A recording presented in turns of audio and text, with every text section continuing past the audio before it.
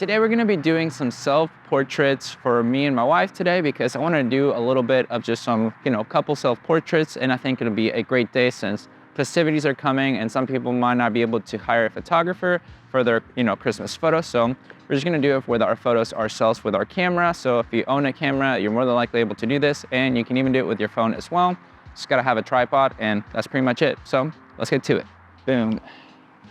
So I'm gonna be personally using my Sony a7 IV and my 35-150 because it's what's available to me. Not everybody will be available for the same thing. So you might be able to just use your phone. You might be able to get a cheap point and shoot camera, whatever you have. But today we're gonna be using this because it just makes sense for us.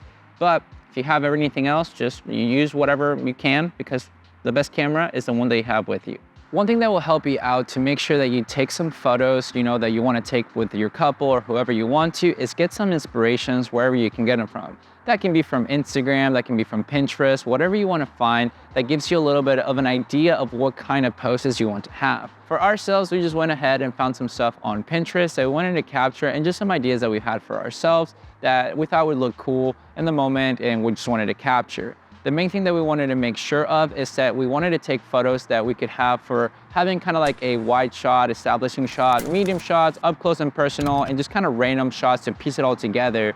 Basically kind of doing like a story set. My main focus with most of my photography is to do something that can be cohesively into a story set that if people see it, they can kind of get an idea of the moment or the situation that was kind of, going at hand.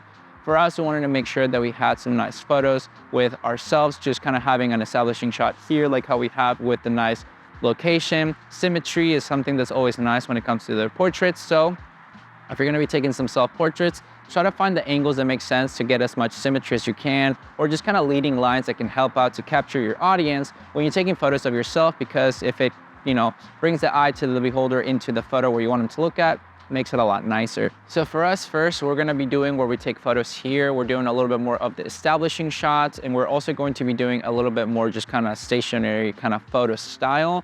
Maybe do a little bit of the walking kind of things that we need to do, but for the most part, we just have these poses that we want to do, and we want to capture them right here with using the app first, and then try to do it where we do the holding down of the shutter so that we kind of then go for the 10 seconds in case you don't have a app that can connect to your camera. So we're gonna go ahead and take those photos and show you how it looks behind the scenes. I'm gonna use the app on my phone that connects to my camera. Some cameras have them, like my Fuji has it, and I know Canon and all those other ones have it, I'm sure. But if you don't, then just kind of have to do where you do the timer, press it and focus on the person over there, and then take your photo. But this is how I would do it for my camera. We're just gonna be doing this mode. And I can do the other mode as well where I kind of press it and show you how it could work. That way you get both kind of scenarios. But first, we'll do with the app. Using the app allows you to see your position to take the photos a lot easier. I like to start off with getting some establishing, medium, and up close shots to have some variety for my portraits. Having the app truly helps get your photos in camera a lot nicer since you can see how to look a lot easier.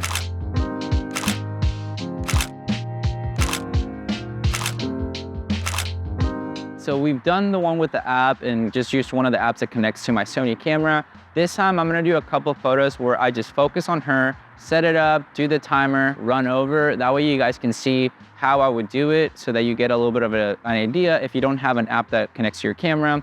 That way you have a little bit more of the focus centered on the subject already. Then you can just run over so that you can, take your self-portrait with your couple or family, whatever you want to. Alrighty.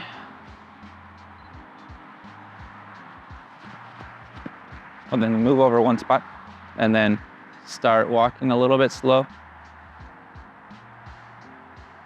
I'm gonna do where it takes 3 photos in a row. So I'm just gonna do 10 seconds and then the C3, so basically 3 continuous shots. So we're gonna do that and go from there. I'll tell you when to walk, when I start splashing past her. Go.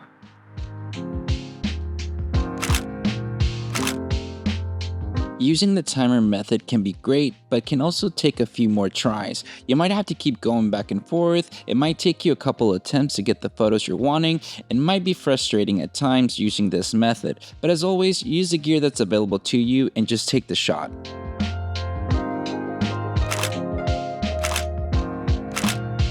Those are basically the type of self-portraits that I would do if I had just a camera, whether it's with, doing a little bit more with the app or just pressing it, running over and everything like that.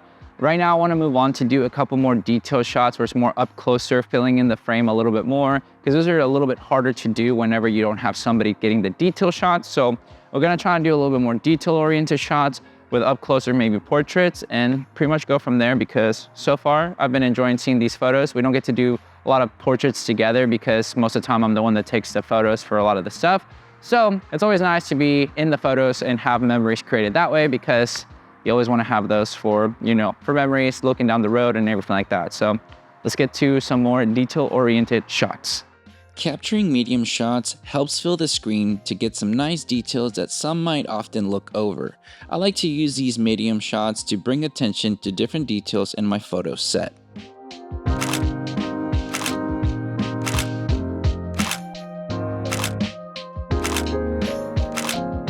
And now for the final things that I like to do is the final touches is basically having those kind of up close detail shots. There are more like, at random. Doesn't necessarily have to be with the other significant other, but just showcasing a little bit of the details of the outfits, of things like that. And that's exactly what we wanted to capture. We wanted to make sure to capture a little bit of the necklace, or just, the jackets, the shoes, or anything like that that can be kind of cool to document a little bit, just to kind of piece together when it comes down to the photo set. And that's exactly what you want to do. If you have those three types of shots, where you have your establishing wide shots, your medium shots, and your up close and personal ones, you can get a lot of cool details, and you make sure to cover all your bases that way. But here are a little bit of the behind the scenes, taking a little bit of the up close and personal shots as well for the detail oriented.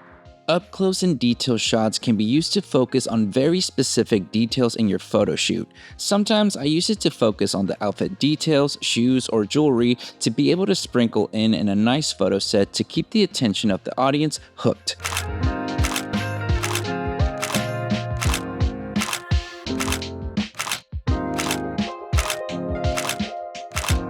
Now that we have all our shots taken care of and everything that we were able to take with this kind of formula, using a little bit of the wide shot, medium shots, and up close and personal to create a nice little story set, that's something that I would do personally if I was trying to take photos of myself, especially with a self-portrait that you can do with your significant other, your family, and everything like that.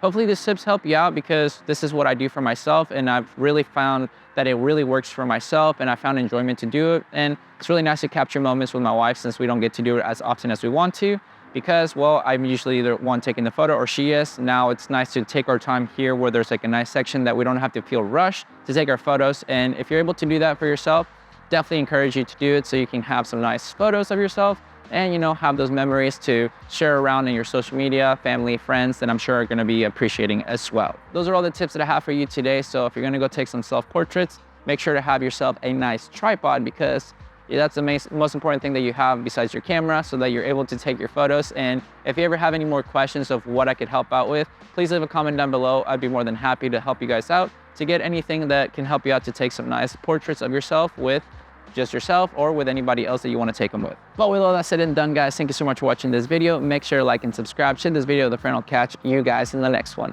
See ya.